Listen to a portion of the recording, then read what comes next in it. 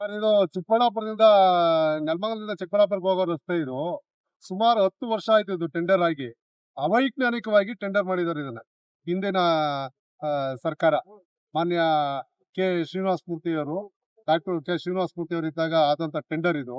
44 ಲಕ್ಷಕ್ಕೆ 44 ಕೋಟಿಗೆ Gollalli over bridge ಅನ್ನ ಎಸ್ಟಿಮೇಟ್ ಮಾಡಿದ್ದಾರೆ. ಎಸ್ಟಿಮೇಟ್ ಮಾಡಿ ಟೆಂಡರ್ ಆಗಿದೆ. ಸೊ ಅದು ಇವಾಗ ಸೆಂಟ್ರಲ್ ಗವರ್ಮೆಂಟ್ ರೈಲ್ವೆ ಅವರು ಈ ಒಂದು ಬ್ರಿಡ್ಜ್ ಏನಿದೆ ಅದನ್ನ ಅವ್ರು ಒಪ್ತಾ ಇಲ್ಲ. ಸೊ ಅದೇನಿದೆ ಅವೈಜ್ಞಾನಿಕವಾಗಿದೆ, ಹೈಟ್ ಸಾಲದು. ಮತ್ತೆ ಈ ರಸ್ತೆ ನಾವು ಈಗಿರೋ ಬ್ರಿಡ್ಜ್ಗೆ 8 ಮೀಟರ್ 6 ಮೀಟರ್ ಏನೋ ತಗೊಂಡಿದ್ದಾರೆ ಹೈಟು. ಸೊ ಅದ್ರ ಕೆಳಗಡೆ ಹೈಟ್ ಗಾಡಿಗಳು ಬಂದ್ರೆ ಓಡಾಡೋದಕ್ಕಾಗಲ್ಲ, ಹೈಟ್ ಇರಬೇಕು ಅಂತ ಹೇಳ್ಬಿಟ್ಟು ಇದ್ ಮಾಡಿದ್ದಾರೆ. ಸೊ ಅದಕ್ಕೆ ಇವ್ರು ನಾರಾಯಣ್ ರೆಡ್ಡಿ ಅಂತ ಟೆಂಡರ್ ಹೋಲ್ಡರ್ ಇವನು.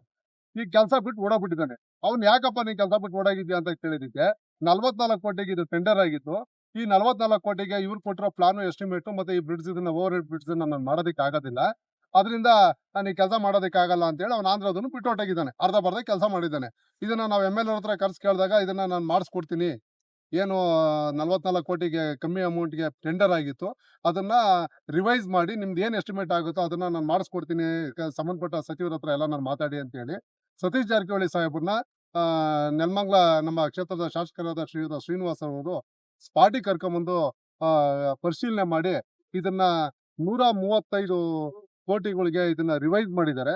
ರಿವೈಸ್ ಮಾಡಿ ಏನಾಗಿದೆ ಓವರ್ ಬ್ರಿಡ್ಜ್ ಇದನ್ನೆಲ್ಲ ತೆಗೆದು ಹೊಸ ಓವರ್ ಬ್ರಿಡ್ಜ್ ಮಾಡ್ಬೇಕಾಗುತ್ತೆ. ಸೊ ಇದು ಟೆಕ್ನಿಕಲ್ ಪ್ರಾಬ್ಲಮ್ ಇದೆ. ಇದು FT ನಲ್ಲಿ ಫೈನಾನ್ಸ್ ಅಪ್ರೂವಲ್ ಹೋಗಿದೆ ಇವಾಗ ಹೊಸ ಟೆಂಡರ್ಗೆ. ಸೊ ಇದು ಇನ್ನೇನು ಸದ್ಯದಲ್ಲೇ ಆಗುತ್ತೆ. ಈ ತಕ್ಷಣಕ್ಕೆ ಈಗ ಏನು ಓವರ್ ಬ್ರಿಡ್ಜ್ ಮಾಡೋಂತ ಜಾಗ ಏನಿದೆ, ಸೊ ಇಲ್ಲಿ ಗೊಲ್ಲಳ್ಳಿ ಕಾಲೋನಿಯಿಂದ ಬಾಲಾಜಿ ಚೌಲ್ಟ್ರಿಯಿಂದ ಹಿಡಿದು ಉಟೆಪಾಳ್ಯದವರೆಗೂ ಈಗ ಇವತ್ತು ಯಾವ ವಾರ, ಇವತ್ತು ಸೋಮವಾರ ದಿವಸ, ಇವತ್ತು ಮಂಗಳವಾರ ಬೆಳಿಗ್ಗೆ ನಾಳೆ 28/4/2026 ಬೆಳಿಗ್ಗೆ ಟಾರ್ ಹಾಕ್ತಾರೆ.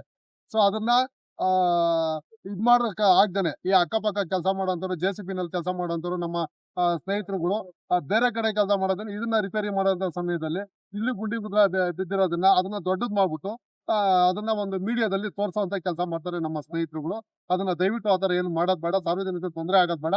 ನಾಳೆನೆ ಟಾರ್ ಹಾಕೋದಕ್ಕೆ ಟಾರ್ಚ್ ಒಂದು ಇದು ಕಾಂಟ್ರಾಕ್ಟ್ ಏನಿದ್ದಾರೆ ಅದಕ್ಕೆ ನಮ್ಮ MLA ಅವರು ಅವ್ರಿಗೆ ದೊಡ್ಡ ಕೂಡ ಪರ್ಸನಲ್ ರಿಕ್ವೆಸ್ಟ್ ಮಾಡಿ ಇದನ್ನ ಹಾಕ್ಲೇಬೇಕು. ನನ್ನ ವಿಧಾನಸಭಾ ಕ್ಷೇತ್ರದ ಇದು ಸಾರ್ವಜನಿಕರಿಗೆ ತುಂಬಾ ತೊಂದರೆ ಆಗ್ತಾ ಇದೆ ಅಂತ ಹೇಳಿ ಅವರು ಚಂದ್ರು ಅವರಲ್ಲಿ ರಿಕ್ವೆಸ್ಟ್ ಮಾಡಿ ಈಗಾಗಲೇ ಅವರು ಇಂಜಿನಿಯರ್ ಮತ್ತೆ ಸಂಬಂಧಪಟ್ಟ ಎಲ್ಲಾ ಟೀಮ್ ಬಂದು ಇದೆಲ್ಲ ಬಿಲ್ಡಿಂಗ್ಗಳೆಲ್ಲ ಮುಚ್ಚಿದ್ದಾರೆ. ನಾಳೆ 100% ಇವಾಗ ಸಾರ್ವಜನಿಕರಿಗೆ ಅನುಕೂಲ ಆಗುವಂತ ಒಂದು ಟಾರ್ ಹಾಕುವಂತ ಕೆಲಸನ ಮಾಡ್ತಾ ಇದ್ದಾರೆ.